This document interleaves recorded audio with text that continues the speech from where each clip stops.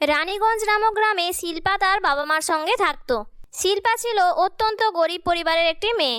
শিল্পার বাবা ছিল পেশায় একজন দিনমজুর এবং মা লোকের বাড়িতে কাজ করে দিন যাপন করত।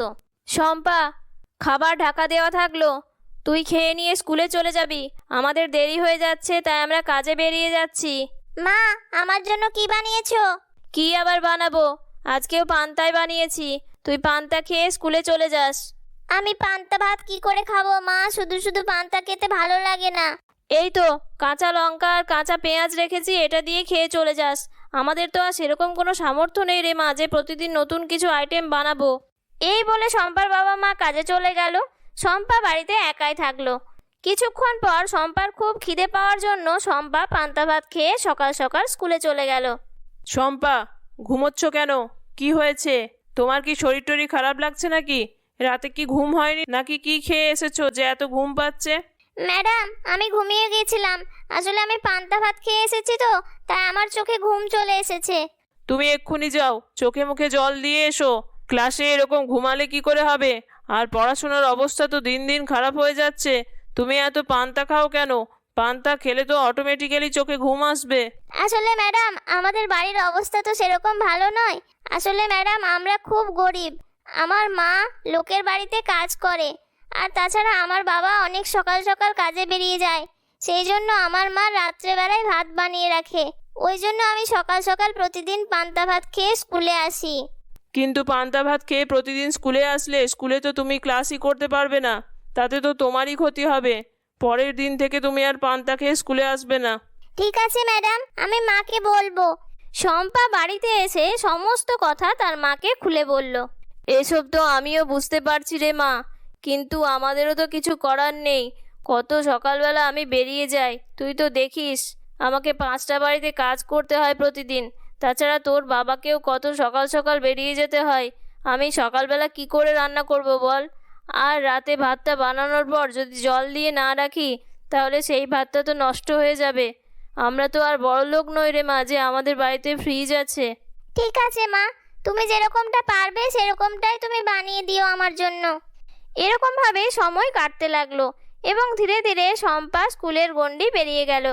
সেরকম একটা পড়াশুনোতে ভালো না হওয়ার জন্য আর তাদের বাড়ির অবস্থাও সেরকম একটা ভালো না হওয়ার জন্য খুব অল্প বয়সেই শম্পার বাবা মা শম্পার জন্য দেখাশুনো আরম্ভ করে। কিছুদিন পর সুরেশ নামক একটি ছেলের সঙ্গে শম্পার বিয়ে সম্পন্ন হয়। বিয়ের কিছুদিন পর বৌমা, সবাই কাজে যাবে, তুমি সবার জন্য খাবারটা নিয়ে এসো। তোমার শ্বশুর মশাইয়েরও দেরি হয়ে যাচ্ছে। ঠিক আছে মা, আমি এক্ষুনি খাবার নিয়ে আসছি আপনাদের সবার জন্য।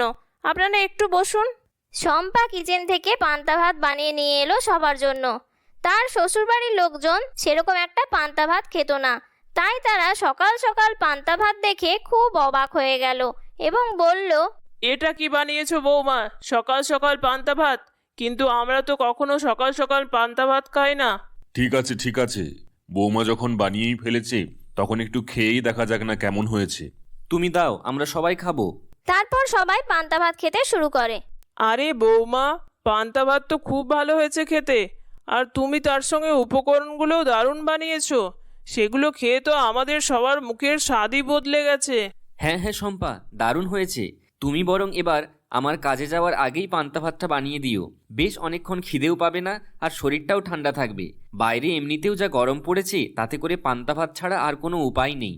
এরকম ভাবেই সবাই পান্তা ভাত খেয়ে যে যার কাজে চলে গেল। শম্পার শ্বশুর মশাই পেশায় একজন ইলেকট্রিক মিস্ত্রি ছিলেন এবং শম্পার বর রাজমিস্ত্রির কাজ করতেন, তাই তাদের বেশিরভাগ কাজটাই রোদের মধ্যেই করতে হতো। প্রথম দিন পান্তা ভাত খেয়ে খুবই আরাম হয় শম্পার শ্বশুর এবং শম্পার বরের, কিন্তু বেশ কিছুদিন পান্তা ভাত খাওয়ার পর থেকেই তাদের মধ্যে একটা আলিস্যি ভাব আসতে থাকে।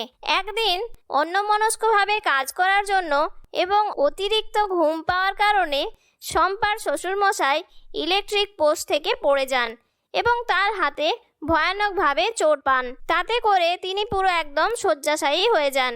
আর এদিকে শম্পার বর প্রতিদিন পান্তা ভাত খেয়ে কাজে যাওয়ার জন্য মাঝে মাঝে কাজের ফাঁকে ঘুমিয়ে পড়তো। তাই মালিক রাজমিস্ত্রির কাছ থেকে শম্পার বরকে বিতাড়িত করে। এরকম ভাবে কিছুদিন কাটতে থাকে। শম্পা, আমার কাজটাও চলে গেছে প্রায় 1 মাস হলো। আর এদিকে বাবাও বাড়িতে অসুস্থ হয়ে পড়ে আছে। এরকমভাবে তো আমাদের জমানো টাকাও প্রায় শেষ হতে চলেছে। আর এরকমভাবে বসে থাকলে কতদিন চলবে সংসার? কি যে করব, এখন যে কে আমাকে কাজ দেবে কিছুই ভেবে উঠতে পারছি না। হ্যাঁ বৌমা, এরকম ভাবে তো চলতে পারে না। কি যে করব কিছুই বুঝতে পারছি না। সব কিছু এই পান্তা ভাতের কারণেই হয়েছে। অতিরিক্ত পান্তা ভাত খাওয়ার ফলে আমার স্বামীরও এরকম অবস্থা, আর আমার ছেলেটারও কাজ চলে গেছে। তুমিই এখন সমস্যার সমাধান করো। মা, আপনি চিন্তা করবেন না, কয়েকদিন ধরে আমি একটা কথা ভাবছি। কি কথা বৌমা? আমি তো পান্তা ভাত খুব ভালো বানাতে পারি, আর বাইরে প্রচণ্ড গরমও পড়েছে। তাই আমরা যদি একটা ঠেলাগাড়ি করে সকালবেলা পান্তা ভাত বিক্রি করতে যাই, তাহলে আমার মনে হয় অনেকেই খেতে পারে। পান্তা ভাত? এখানে তো সবাই শহরের মানুষ, কে পান্তা ভাত খাবে বলো? আমার তো মনে হয় না এনারা কেউ পান্তা ভাত খায় বলে। কিন্তু তুমি যখন ভেবেছো তখন একবার দেখতে পারো।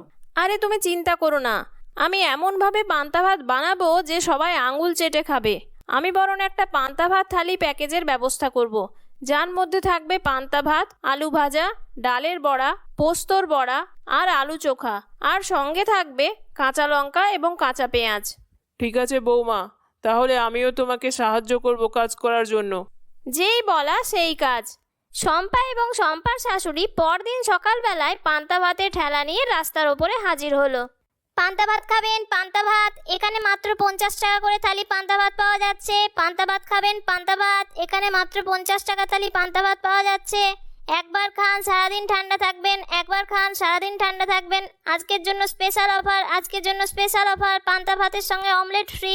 এরকম ভাবে শম্পা রাস্তার মোড়ে দাঁড়িয়ে চিৎকার করতে লাগলো। কিছুক্ষণ পরে কিছু লোক এলো শম্পার পান্তা ভাতের ঠেলার কাছে। কই কই, দেখি দেখি, এরকম জিনিস তো কখনো দেখিনি। একবার তোমার এখান থেকে ট্রাই করে দেখি। আমাকে 1 প্লেট দাও তো দেখি বাবু, কেমন হয়েছে খেতে। অবশ্যই খান, একবার খেলে প্রতিদিন খাবেন। আর যেহেতু আমাদের আজকে প্রথম দিন, তাই আমাদের আজকে একটা স্পেশাল অফার আছে, পান্তা ভাতের সঙ্গে অমলেট ফ্রি দিচ্ছি আমরা।